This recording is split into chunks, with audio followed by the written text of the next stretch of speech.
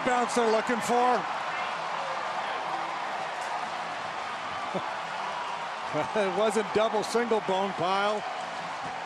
It was walk, sacrifice, ground ball, game-winning base hit Almora on a high fastball. And I think the presence of Gore at third base, the potential of a bounce slider, influenced the pitch selection, and Almora took advantage.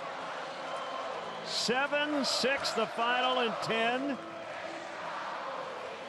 And they remain in first place. Yeah, that's his strength, elevated fastball.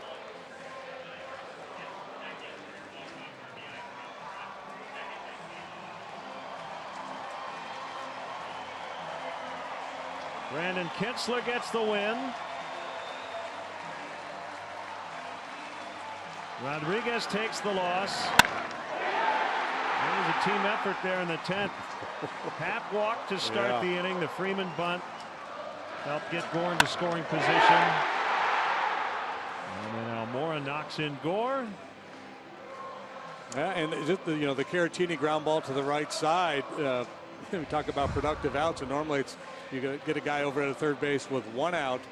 But again, just the risk of a potential bounce breaking ball perhaps influences the pitch selection there by the Pirates.